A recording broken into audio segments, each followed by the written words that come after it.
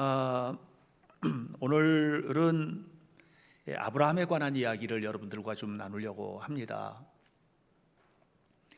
사실 아브라함은 너무 잘 알고 있는 우리 믿음의 아버지이시고, 또 아브라함에 관한 설교는 교회를 다니면서 수도 없이 많이 여러분들 들으셨을 것이라고 생각을 합니다.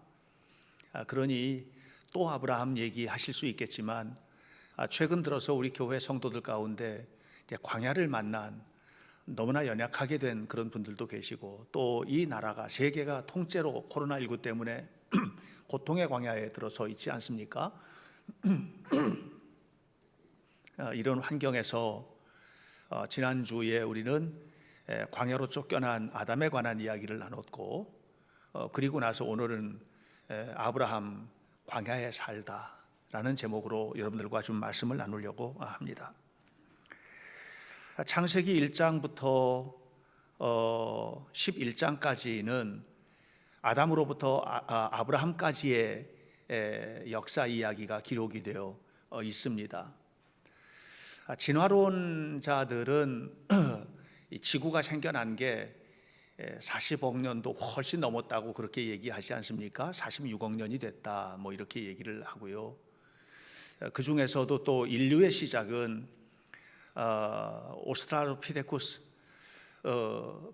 아마렌시스, 이런 이 오래된 인류의 조상들이 있는데, 루시라고 이름 붙여진 이런 조상은 320만 년이 됐고, 최근 들어서 또 발굴된 그런 화석 인류의 발굴 조사에 의하면 오스트랄로피테쿠스 아나멘시스는 380만 년이 됐다고 이렇게 얘기를 합니다. 가장 최근에 인류도 호모 사피엔스, 다시 말하면 슬기 인간이라고 하는 그런 인류만 하더라도 마지막 빙하기가 끝난 후로 이제 보기 때문에 약 3만 년에서 4만 년 정도로 이렇게 진화론자들은 이야기를 합니다. 사실은 그건 진화론자들의 얘기가 아니고, 요즘은 그냥 과학자들이 다 그렇게 얘기합니다. 인류학자들도 다 그렇게 얘기하고 다 이야기를 합니다. 그런데 화석을 연구를 하고 또 화석을 통해서 연대 측정을 하고 하는 것을 통해 가지고는 과학적으로 그것이 맞다 이렇게 말할 수 있지만, 저는 최근에 이제 인구학적으로 분석하는 인류의 구성 이런 것들을 살펴보면 이게 하나도 안 맞는 거예요. 성경에서 역사는 6,000년으로 보고, 창세기부터 오늘 지금까지의 역사를 6,000년으로 보는데, 그것을 인구학적으로, 다시 말하면 아담과 하와에서 2명에서 4명이 되고 4명이 8명이 되고 8명이 16명이 되고 하는 인구가 들어가는 인구 증가의 이야기, 이런 것을 이제 통해 가지고 보면 인류의 시작이 어디로부터 보느냐 하면 노아의 홍수 때로부터 보거든요. 왜냐하면 다 죽고 노아의 홍수에서 8명이 다시 시작했으니까. 근데 그때서부터 지금까지 오늘날 79억 명, 약 79억 명이라는 인류가 발전해 놓은 2명에서 4명이 되고 4명에서 8명이 되고 이런 형태로 기하급수적으로 늘어난 인구의 증가는 오히려 성경의 이야기가 맞다는 거예요.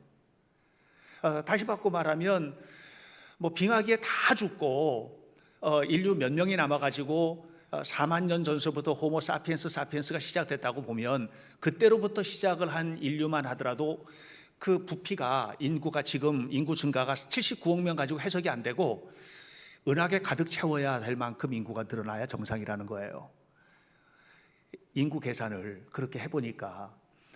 그러니까 여러분, 그냥 과학을 무조건 신뢰해서는 안 돼요.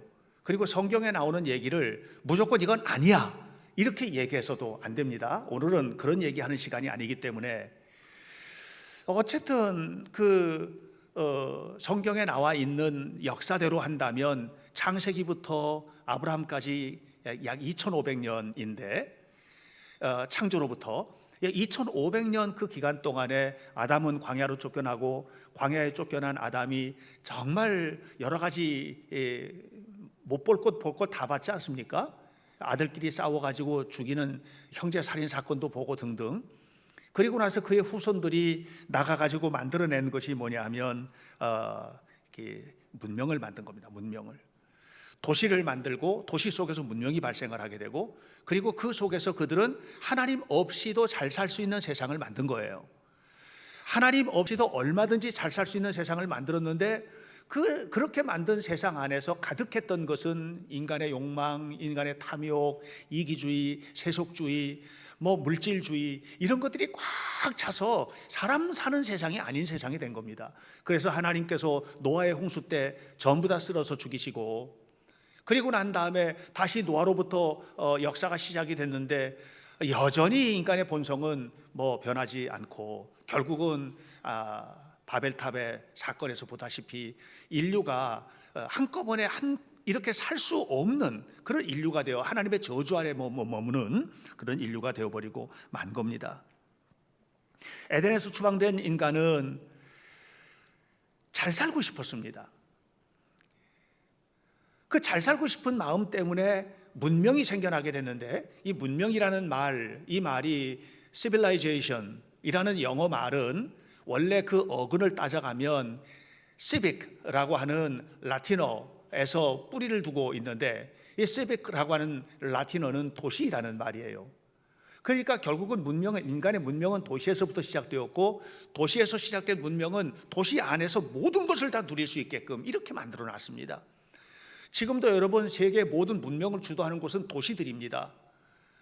서울, 뉴욕, 런던, 도쿄, 이런 도시들의 그 속에서 전체적인 세계의 어떤 문명의 흐름들을 끌고 가는 힘들이 그 속에 자리 잡고 있거든요.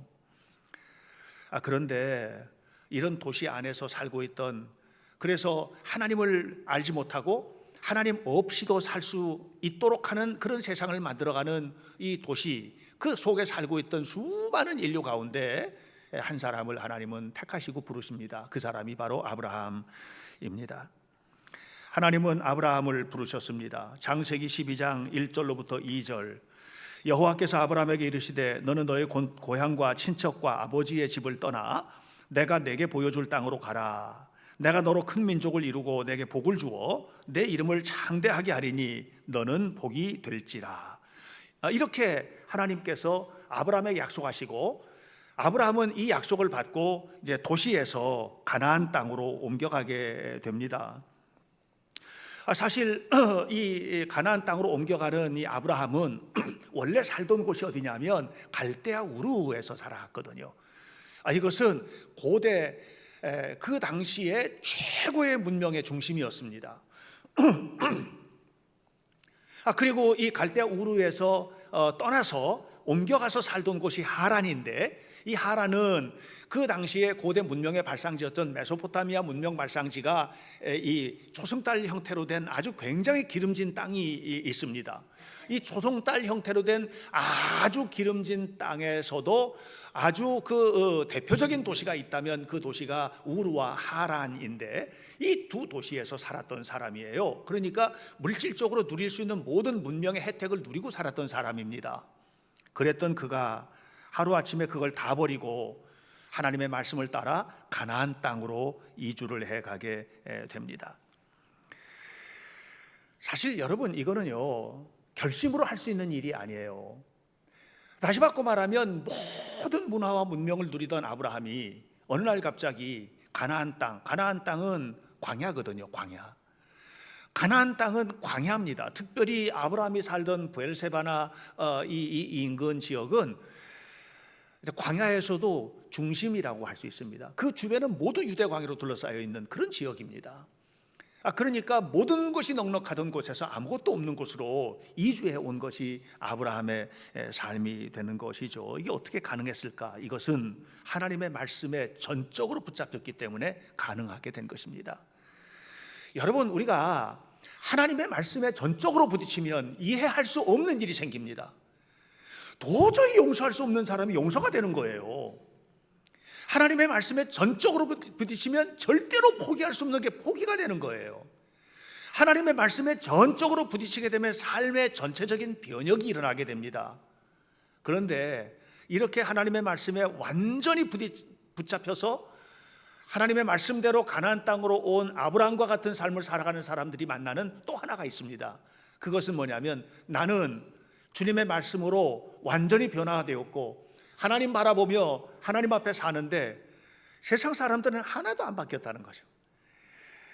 나는 주님의 은혜와 주님의 사랑을 받고 그 사랑을 너무너무 감사하면서 살고 있는데 내가 직장에 가서 만나는 사람, 내가 가정에서 만나는 내 아내, 내 남편, 내가 집에서 내가 키우는 내 자식들, 내 친구들, 내 이웃들, 이 하나도 바뀌지 않은 사람들 속에서 내가 살게 되는 것이에요.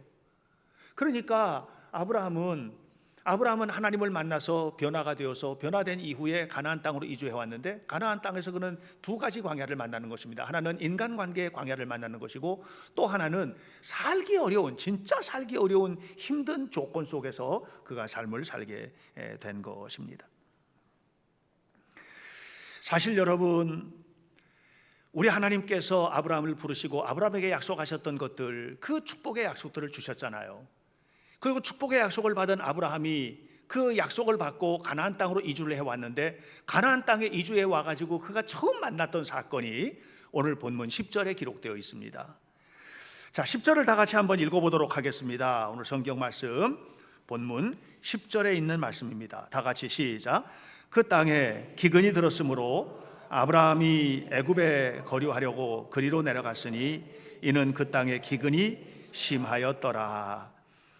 다시 바꿔 말하면 하나님의 축복을 기대하고 가나안 땅으로 왔는데 가나안 땅으로 와가지고 그가 만난 것은 기근을 만난 것입니다. 가나안 땅은 그렇지 않아도 광야인데 그곳에서 기근을 또 만난 것입니다. 성경은 가나안 땅을 일컬어서 뭐라고 얘기하느냐면 젖과 꿀이 흐르는 땅 이렇게 말합니다. 우리는 가나안 땅을 말할 때 항상 젖과 꿀이 흐르는 땅이라고 말합니다. 근데 그거는 영적으로만 그렇습니다. 영적으로는 그 땅이 하나님이 약속하신 땅이고 하나님을 만나는 땅이고 하나님을 믿는 사람들의 땅이고 하나님 바라보는 땅인 거예요. 그러니까 영적으로는 젖과 꿀이 흐르는 땅입니다. 그러나 물질적으로는 광야입니다. 물질적으로는 거기가 젖과 꿀이 흐르는 땅이 아니에요. 물질적으로는 갈대아 땅 우르가 젖과 꿀이 흐르는 땅이고 하란이 젖과 꿀이 흐르는 땅입니다. 물질적으로는 그가 지금 성경에 기근이 나서 애굽으로 내려갔다고 그랬잖아요. 왜? 애굽은 젖과 꿀이 흐르는 땅이거든요. 애굽은 풍성하거든요. 애굽은요 놀라운 강을 가지고 있습니다. 나일강이라는 강을 가지고 있는데 이 나일강은요 7월부터 10월까지 4달 동안, 이 4개월 동안은 상류에서 내리는 그 우기에 내리는 물들이 막 흘러넘치면서 온 나일강 하류를 뒤덮어 버립니다. 그래서 해마다 그 사람들은 거름을 줄 필요도 없고 비료를 줄 필요도 없습니다. 왜냐하면 상류에서 떠내려오는 흙이 나일 삼각주를 뒤덮으면서 홍수가 나는데 홍수가 끝나고 나면 완전히 싱싱한 땅으로 온 땅이 바뀌어 버립니다. 그리고 나서 10월 달서부터 파종을 해서 파종을 하고 난 다음에 추수를 하고 나면 또 홍수가 와가지고 뒤덮고, 그러니까 여기는 비가 안 와도 괜찮아요. 나일강이 있기 때문에, 이 나일강 때문에 모든 것이 다 가능해진 땅이 바로 이집트입니다. 그러니까 이집트는요 젖과 꿀이 흐르는 땅인 거예요. 예. 여러분, 우리가 삶을 살아가면서 젖과 꿀이 흐르는 땅이 어디에 있습니까? 그 땅은 여러분 좋은 직장에 있고, 젖과 꿀이 흐르는 땅은 좋은 환경에 있고, 예. 좋은 학교에 있고, 예. 좋은 곳에 유학 가서 공부하는데 젖과 꿀이 흐르는 땅을 기대하면서 살아가는 삶이 거기에 있지 않습니까? 세상의 사람들의 삶이 다 거기에 지금 집중되어 있는 것이에요. 그런데 가나안 땅은 그런 곳이 아니에요. 가나안 땅은요 비가 그냥 내리는 것도 그냥 막 소낙비처럼 내리는 게 아닙니다. 비가 좀 내리다가 그치면 그럼 끝입니다. 특별히 그것도 갈릴리 북쪽 지역, 갈릴리 북쪽 지역이나 그렇지 갈릴리 남쪽 지역으로 오면 비가 그렇게 많이 오지도 않아요. 그런데 그렇기 때문에 이 가나안이라는 이 땅은 하나님 바라보지 않으면, 하나님이 비 내려 주시지 않으면, 하나님께서 은혜를 주시지 않으면 살 수 없는 거예요. 여러분들의 삶은 어떠십니까? 젖과 꿀이는 세상, 그것을 추구하면서 그쪽에서 삶을 살아가기 위하여 온 마음을 다 바치고 살고 계십니까? 아니면 가나안 땅에 도착해서 하늘만 바라보고 살았던 아브라함과 같은 삶을 살고 계십니까? 광야와 같은 세상에서 산다는 것은요 하나님을 바라보고 산다는 건 참 쉬운 일이 아닙니다. 여러분 정말로 하나님을 바라보면 변화되는 게 너무 많기 때문에 그렇습니다. 예를 들면 하나님을 바라보며 하나님과 함께 살아가는 삶은 불공정 게임 속에서 내가 불공정한 대우를 받으면서 게임에 가는 것과 같아요. 예를 들면 100m 달리기를 하는데 나는 스타트 라인에 섰는데 상대방은 50m 앞에서 달리는 거나 똑같아요. 그렇게 사는 거예요, 예수 믿는 사람들이. 다른 사람들은 그냥 거짓말을 밥 먹듯 하면서 살아도 우리는 절대로 거짓말 못하고 사는 거예요. 이게 하나님 믿는 사람들이에요. 다른 사람들은 양보 안 해요. 양보 안 합니다.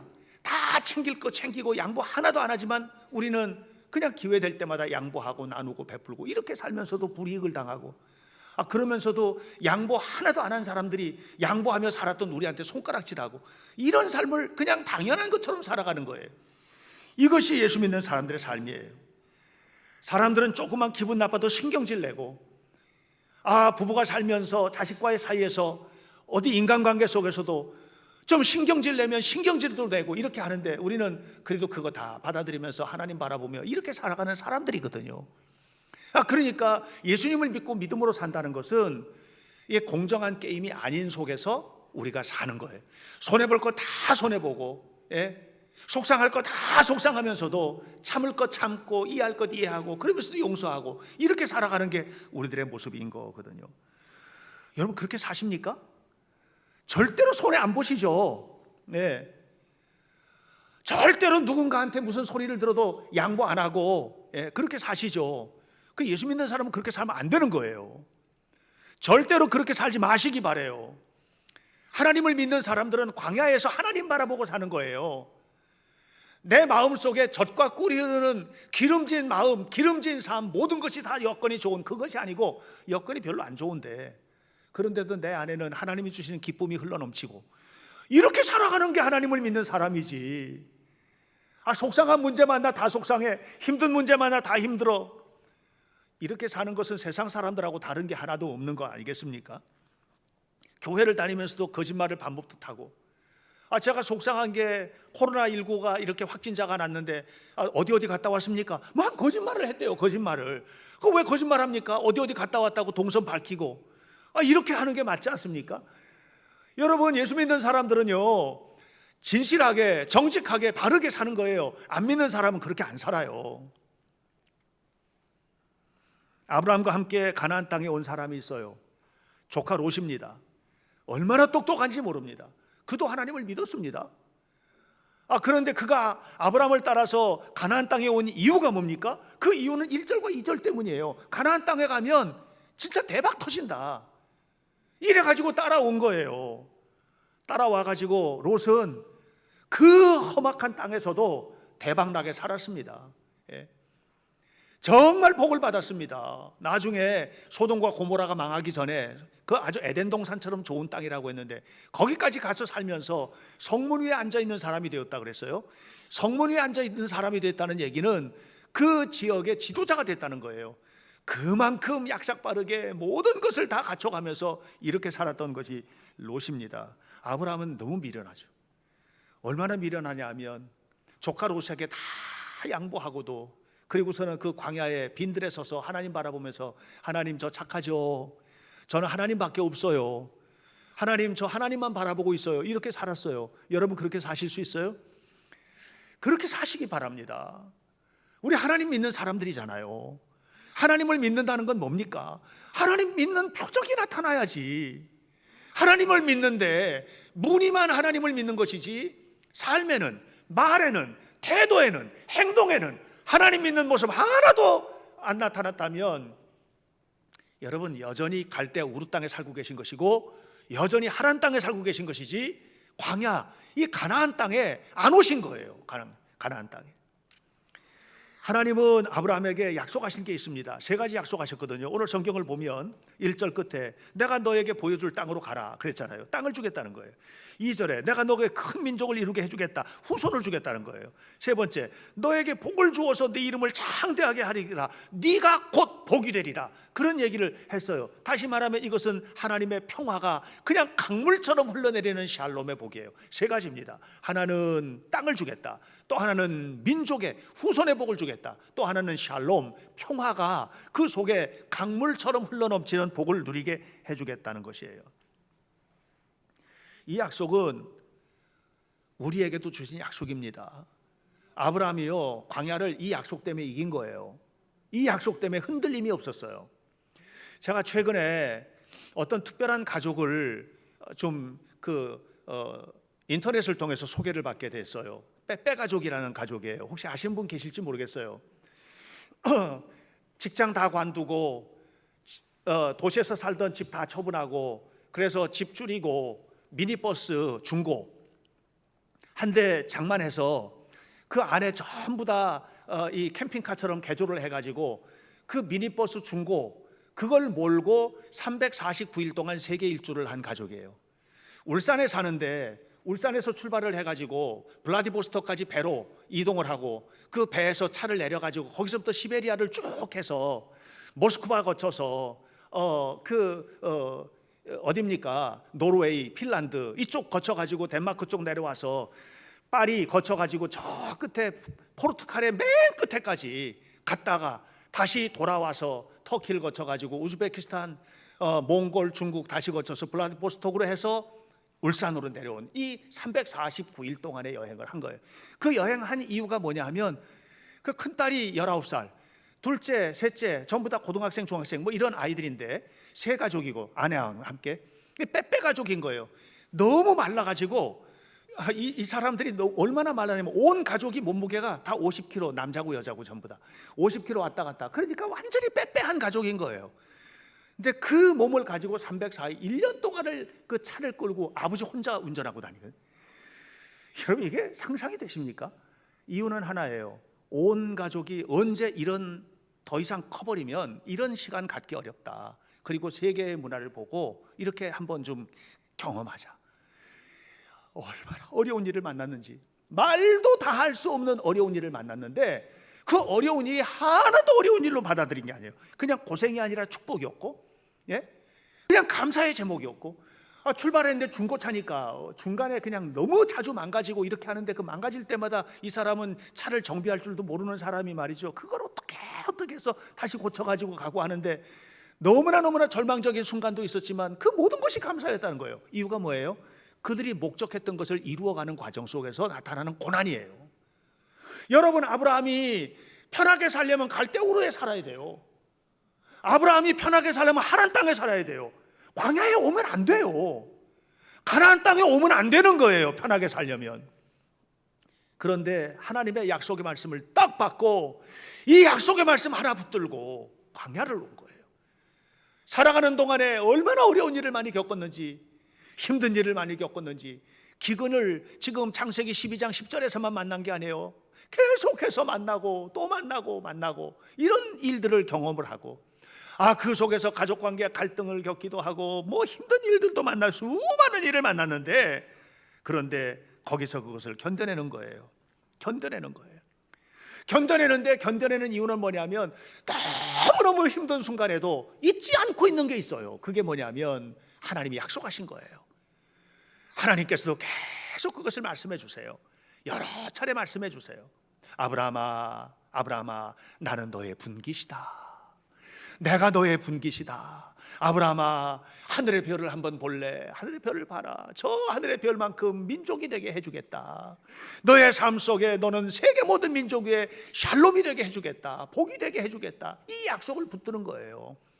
그러면 힘들고 어려운 문제가 생겼는데 어느 날 보면 하나님께서 그 모든 문제들을 다 해결해 주시는 거예요. 다 해결해. 그렇다고 해서 완전히 행복해서 뭐 꿀처럼 넘치는 삶을 살아, 이게 아니에요.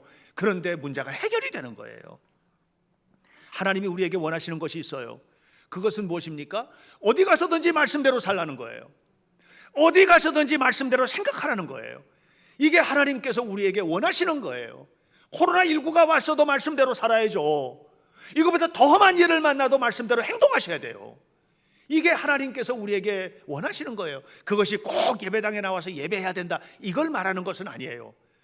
여러분, 내가 지금 하나님 앞에 기쁘게 사는지 아닌지 하는 것은 여러분 아무에게도 물어볼 필요가 없어요. 여러분 자신에게 여러분 스스로 물어보면 금방 대답 나와요. 정말 진지하게 하나님 앞에서 여러분 자신에게 물어보세요. 그렇게 산다면 하나님은 반드시 복과 은혜를 주실 것이다. 여러분, 힘든 문제가 뭡니까? 몸이 병들어서 힘드십니까? 여러분, 인간관계 때문에 힘드십니까? 가정에 힘든 문제가 있습니까? 우리에게 힘든 문제가 뭡니까? 경제적으로 힘드십니까? 사업을 하는데 풀려나가지 않습니까? 그러니까 힘든 문제가 오면 하나님의 약속을 기억하셔야죠. 하나님이 그 모든 문제를 풀어주시겠다고 하셨으니까 그 약속을 기억하셔야죠. 그리고 기도하셔야죠. 하나님 저 이렇게 힘들어요. 하나님 저 말도 못하게 힘들어요. 그러니까 하나님 좀 저 도와주세요 하고 기도하셔야 되지 않겠습니까? 그러면 그 기도하는 제목들이 풀려질 거예요. 하나님 살아계시니까 해결될 줄로 믿습니다. 하나님 살아계시니까. 그러므로 하나님의 약속을 분명히 바라보고 사는 사람은 광야에 사는 사람이에요. 젖과 꿀이 흐르는 그 물질적 젖과 꿀이 흐르는 애굽에 가는 사람들은 하나님 생각 안 하고 살아요. 이스라엘 백성들이 애굽에서 종살이하는 450년 동안 하나님 잊어버리고 살았어요. 그런데 그 못된 왕이 나타나가지고 큰 핍박을 하고 비동과 람세 성을 쌓아야 되고 그냥 고통을 겪어야 되고 힘든 일을 만나니까 성경은 뭐라고 그래요? 그들이 하나님께 부르짖었더라 그랬어요. 여러분, 그들은 애굽에 살았어도 광야를 만난 거예요. 인간이 광야를 만나야 하나님 만나는 거예요. 여러분의 삶 속에 힘든 문제가 오면 하나님 부르라는 광야인 줄로 아시기를 축복합니다. 그래서 하나님의 은혜의 비가 쏟아지고 하나님의 은혜의 축복과 능력들이 막 쏟아지고 그 능력을 가지고 삶의 문제를 해결하고 이렇게 살아갈 때에 그리스도인답게 살아가는 것이다. 아브라함이 하나님의 약속을 받고 살았습니다. 하나님의 약속, 후손의 축복, 땅의 축복, 샬롬의 축복, 이 축복을 가지고 그가 살았던 곳은 어디입니까? 광야에서 산 거예요. 약속의 성취를 기대하며 기다리며 간절한 마음으로 살았던 장소가 바로 광야입니다. 여러분, 우리가 살다 보면 하나님은 약속하셨는데, 하나님 약속이 분명히 맞는데, 그런데 삶이 왜 이렇게 어려워? 삶이 왜 이렇게 고통스러워? 그렇게 되면 여러분 속에서부터 나오는 게 있어요. 나오는 거 뭐가 나오죠? 인간적인 생각이 나오죠. 인간적인 생각. 여러분, 인간적인 생각이 나오게 되어 있습니다. 어쩔 수가 없습니다. 아브라함이 하나님의 약속의 말씀을 가지고 가나안 땅에 왔습니다. 기근이 온 거예요. 그러니까 인간적인 생각이 나오잖아요. 어떻게? 가나안 땅? 여기서 못 살겠다. 애굽으로 내려가자. 그래서 10절 뭐라고 그랬어요? 기근이 와서 애굽으로 내려갔더라고 그랬잖아요. 애굽에 가가지고서는 뭘 만났어요? 인간적인 생각대로 가서 뭘 만났어요? 자기 아내를 애굽 사람에게 뺏길 뻔했어요. 여러분, 인간적인 생각의 끝이 아름답지가 못해요. 하나님께서 후손의 약속을 주셨는데 후손이 없는 거예요. 후손이 없으니까 점점 힘들어지잖아요. 그러니까 하나님이 이 민족의 축복을 준다고 그랬는데 뭐 어떻게 주시려는 거야? 도대체 도대체 어떻게 주시는 걸까? 하고 사라하고 둘이서 얘기를 했잖아요. 그랬더니 여자들이 똑똑하잖아요. 여자들이. 그래서 사라가 뭐라고 합니까? 여보, 아무래도 내 몸종 하갈이랑 같이 동침하고 이렇게 해서 아마 봐요. 내가 지금 뭐 경수도 끊어지고 이제 희망이 없는데 무슨 나한테 뭐가 오겠어요? 그렇게 해서 인간적인 계획과 꿈 속에서 만들어진 게 이스마엘입니다. 그리고 난 다음에 무슨 일이 벌어졌습니까? 역사가 지나면 지날수록 이스마엘의 후손과 이삭의 후손이 원수로 지나지 않습니까? 이게 인간적인 생각의 결과예요. 또 뭡니까? 그러고 난 다음에 집안의 여자들끼리 다툼의 막 문제가 벌어지지 않습니까? 다툼이. 하갈하고 이 사라하고 사이에서 그냥 다툼이, 갈등이 생겨나는데 이 갈등 때문에 견딜 수가 없으니까 나중에 사라가 아브라함에게 가서 욕을 합니다. 뭐라고 욕을 하냐? 창세기 16장 5절입니다. 나의 여종이 임신한 다음부터, 이 하갈이 임신한 것을 안 다음부터 나를 얕보고 이렇게 하는데 내가 멸시당하고 내가 모욕을 당하는 모든 것들은 다 당신이 받아야 옳도다, 이렇게 얘기했어요. 당신이 받아야 옳도다. 여러분, 이 한 기절이요 저에게는 큰 충격이에요. 왠 줄 아십니까? 사라가 아브라함을 부르는 명칭의 문제가 이 속에 있는데 한 번도 이랬던 여자가 아니거든요. 여러분, 사라가 인간적으로 하갈과 함께 이렇게 해서 이스마엘을 낳게 되고 하는 이런 과정에서 부부지간의 존중과 존경심이 사라져버린 거예요. 이전까지는요 한 번도 당신이라는 말을 부르지 않았어요. 언제나 주님이라고 불렀어요. 아브라함을 부르는 아내의 마음은 주님이었어요. 내 주여 이렇게 불렀고요, 주님 이렇게 불렀어요. 여기서 주님이라는 말은 무슨 말이냐면은 내 모든 것의 주인 이런 말이에요. 과거에 이것은요 극존칭이에요. 극존칭이에요. 예. 그러니까 이 사라의 마음속에 남편은 언제나 존중받아야 될 대상이었어요. 그런데 이 하갈과의 사건이 있은 후에 사라의 마음속에 남편 아브라함은 당신이었어요. 내가 당하는 모욕을 당신이 받는 것이 옳도다 이렇게 돼버렸어요. 여러분, 이 무서운 일들이 벌어지는 거예요. 여러분, 인간적으로 생각하는 것이 굉장히 이게 지혜로운 생각일 것 같고, 인간적으로 생각하는 거 요렇게 해야지 맞는 것 같지만 말씀에서 벗어나지 마시기 바랍니다. 우리는 말씀대로 살아야 되는 거예요. 예. 여러분, 우리는 절대로 인간적으로 가서는 안 되는 사람들이에요. 요즘에 온라인 수업을 하면서 대학 시험도 온라인으로 시험을 치면서 얼마나 문제가 많이 발생했습니까? 인간적인 방법들이 동원돼서 단체로다가 컨닝을 해가지고 부정행위를 하고 이랬잖아요. 여러분, 다 컨닝해도 안 해야 되는 게 그리스도인이에요. 사업을 하면서 이걸 어떻게 해서든지 탈세를 좀 해야지 해가지고 이중장부 만들고 이리 빼돌리고 저리 빼돌리고 할 수 있는 길들이 얼마든지 보이고 그런 방법을 알아도 절대로 이중장부 안 만들어야 되는 게 예수 믿는 사람들이에요. 세상 사람들은요, 화가 나면 막 욕을 해대지만 절대로 욕을 하거나 분노를 내서는 안 되는 게 이게 예수 믿는 사람들의 모습이에요. 여러분, 아무리 가뭄이 들어도 하나님, 내가 굶어 죽으면 죽었지 하늘 바라보고 있습니다 하면서 하나님 앞에 구해야지 애굽으로 내려가서 그 세상적인 젖과 꿀 흐르는 땅에서 뭔가를 얻으려고 해서는 안 되는 사람들이에요. 하나님이 살아계세요. 하나님이 주실 거예요. 하나님이 축복하실 거예요. 믿으시길 바랍니다. 여러분, 하나님은 살아계시니까 하나님께서 이끌어 주실 것이다. 하나님이 나를 이 광야의 땅, 가나안 땅까지 풀어내셨다면, 그렇다면 나를 분명히 책임져 주실 것이다. 하나님이 나를 예수 믿게 하셨다면, 여러분, 예수 믿는 건 광야의 삶으로 들어선 거예요. 하나님만 바라보고 살겠다는 거예요. 여러분, 예수님 안 믿는 사람들이 더 잘 살아요. 예? 더 재밌게 살잖아요. 막 놀러 가고 뭐 하고 마실 거 다 마시고 그냥 위하여 하면서 먹고 좋은 거 얼마든지 하고 이렇게 살잖아요. 우리는 그런 거 안 하잖아요.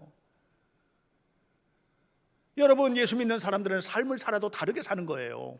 정직하게, 바르게, 진실하게, 거룩하게, 이 광야에 들어서서 사는 거거든요. 우리가 사는 땅은 광야입니다. 이 광야의 기준은 하나님의 말씀입니다. 그 말씀은 뭡니까? 약속의 말씀입니다. 하나님이 우리를 제어하고 그래가지고 이거 하지마 이거 하지마 이게 아니고 축복의 약속의 말씀입니다. 여러분, 우리를 향하신 하나님의 마음은 축복하시겠다는 거예요. 반드시 복 주고 더 주겠다는 거예요. 그러니까 이 축복의 약속의 말씀을 붙들고 광야를 이겨내시기를 주님의 이름으로 축원합니다. 결국은 아브라함이 이삭을 낳았잖아요. 아브라함이 이삭을 낳았어요. 어떻게 낳았어요? 아브라함이 40일 금식 기도해서 낳습니까? 아브라함은 그런 거 안 했습니다. 아브라함과 사레가 그냥 너무너무 원해가지고 그냥 하나님 주세요, 하나님 주세요, 하나님 주세요 이렇게 해가지고 이삭을 낳았습니까? 아니에요. 아브라함이 이삭을 낳은 거는요, 하나님께서 당신의 약속을 이루신 거예요. 여러분, 하나님께서 당신의 이 약속을 이루신 거예요. 우리를 향하신 하나님의 약속들을 받아 누리셔야지 됩니다. 우리를 향하신 축복의 약속들, 우리를 향하신 승리의 약속들, 우리를 향하신 하나님의 풍요로운 약속들을 누리는 성도들이 되시기를 간절히 축원합니다. 그러므로 여러분, 우리는 당연히 우리의 지식이나 능력을 믿고 사는 것이 아니에요. 여러분의 지식이나 능력을 키우십시오. 최선을 다해서 공부하시고 또 우리 자녀들도 최고의 그 학문의 분야에 들어서서 공부하고 최고의 능력자가 되도록 키우십시오. 그러나 그 근본 속에 들어가 보면 이 모든 것의 근원이 하나님을 바라보는 우리의 마음의 태도에 있다는 거. 공부하는 것도 하나님을 바라보는 태도 속에서 나오고, 직장생활 모든 삶의 부분들도 하나님을 바라보기 때문에 흔들림이 없이 나가는 거. 이것이 오늘 우리들의 삶의 모습이어야 한다는 것입니다. 여러분, 우리는 하나님의 말씀대로 사는 겁니다. 그래서 이 한 달 동안 소득을 받으면 계산기 두들겨서 11조 떼어서 하나님 앞에 드리고, 예배를 드릴 때도 그냥 오늘 갈까 말까 하다가 늦게 나온 이게 아니라 5분 전 10분 전에 미리 나와서 앉아서 예배를 준비하는 이 마음을 가지고 예배를 드리고, 우리가 하나님의 일을 봉사하고 헌신을 할 때에도 정말 기쁜 마음으로 헌신하고 이렇게 우리가 살아야 되는 거예요. 그러나 그게 전부가 아니에요. 그 속에 한 가지 질문을 해야 돼요. 내가 하는 이 일, 내가 하는 이 삶이 정말 하나님이 기뻐하실까? 하나님이 기뻐하실까? 이걸 묻는 거예요. 아브라함의 삶을 보면 항상 그렇게 와 있어요.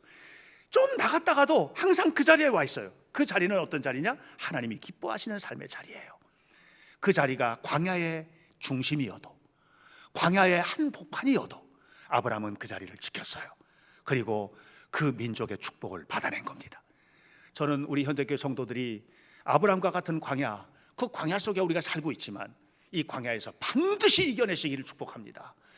이 광야와 같은 세상에서도 하나님을 믿는 믿음으로 이겨내시기를 축복합니다. 그리고 여러분들에게 약속하신 하나님의 모든 약속들을 다 이루어내시고 누리시는 하나님의 사람들 되시기를 예수님의 이름으로 간절히 축원합니다. 기도하겠습니다. 살아계신 하나님을 바라보며 하나님 앞에 살기 원합니다. 누가 무슨 말을 해도 우리는 주님을 바라보며 살아가는 하나님의 사람 되게 하여 주옵소서. 정말 편안하게 약삭 빠르게 갈 수 있는 길이 있어도 하나님을 바라보는 우직하고 건강한 하나님의 사람으로서 살아가는 말씀의 길에 서는 하나님의 자녀들이 되도록 도와 주옵소서. 믿음으로 살아가는 저희들 되게 하옵소서. 그리고 약속하신 복을 받아 누리도록 하나님께서 우리 모두의 삶에 은총을 더하여 주옵소서. 예수님의 이름으로 기도하옵나이다. 아멘.